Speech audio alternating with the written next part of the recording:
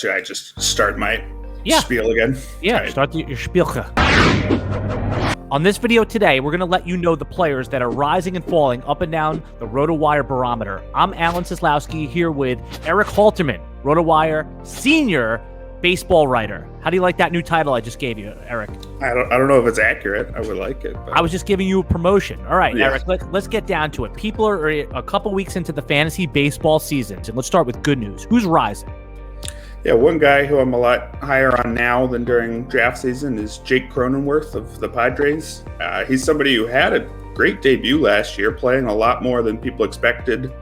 He hit, I think, over 280, a few homers, few steals. But he went outside the top 200 picks during draft season, and that's mostly because people weren't entirely sure how often he was going to play. The Padres, brought in Hasan Kim from the KBO. They also brought back Jurickson Profar.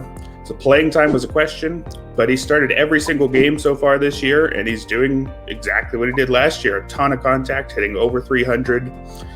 And I think all the questions we had, they've seemed to be answered as positively as they could be. It seems like he's going to be an everyday guy.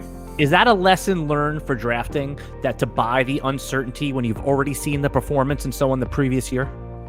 Yeah, especially because people get injured, right? If somebody looks like a 4-start-a-week guy, it only takes one injury for them to become a 5 or 6-start-a-week guy. And unfortunately, that's already happened with the Padres and Fernando Tatis. It's not something you root for, but if you have any Cronenworth, it does help him. Who else is rising up your barometer right now?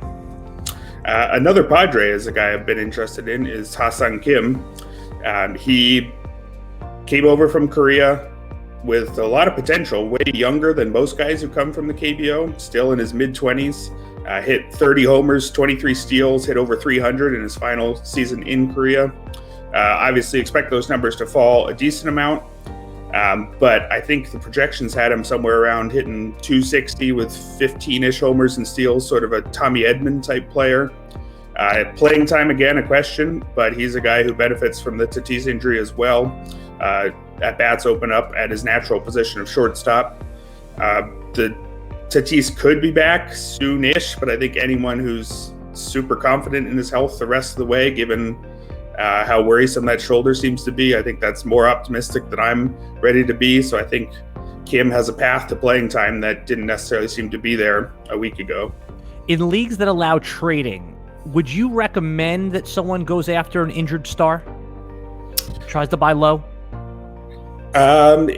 It's always worth a check just to see if the person who has them already is way lower on them than you are. I doubt anybody is going to be all that excited to get rid of Tatis, but almost never hurts to check just to see, if they're completely out on a guy and you think there's a chance he's going to be close to what he's supposed to be. Worth a check, especially if you've got space on the bench to sit on him for however long it takes. So for those that are listening that do play in their home leagues that allow trading, who's a player that you would give up to get Tatis on your team if you had the bench room for him?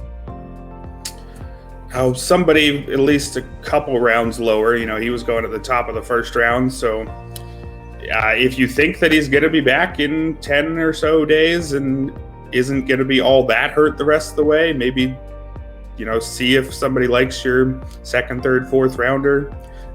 You risking a lot, but it's the kind of move where if you're trying to go for first place and you find somebody who's scared to hold on to that injured guy, worth at least a speculative offer. Let's talk about the fallers. Who is not meeting expectations and is plummeting down your barometer right now?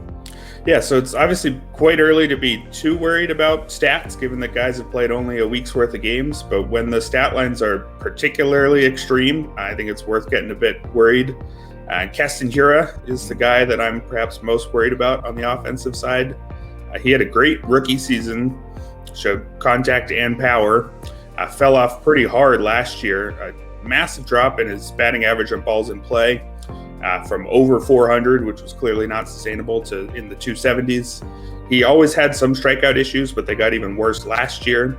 And he struck out in a full 50% of his plate appearances so far this season. Again, tiny sample size, but it's pretty hard to be that bad.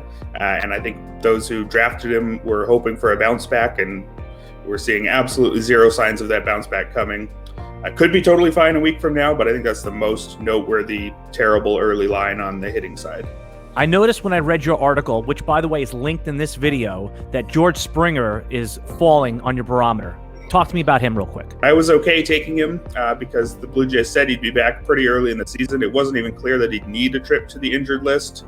So I figured, it's okay to miss your, say, third round pick for a week. I think you're going to be fine. But he's already dealing with his second injury of the year. He had a setback with his quad, and he's had his fair share of injuries throughout the past several seasons, which I think makes it even more worrisome when a guy already has two, and we're not even 10 days into April. So I think the idea that he was going to come back and be mostly healthy the rest of the way seems a lot more optimistic than it did this time a week ago. Try RotoWire today, free for 10 days. Get our premium tools, rankings, analysis, and breaking news alerts. No credit card required.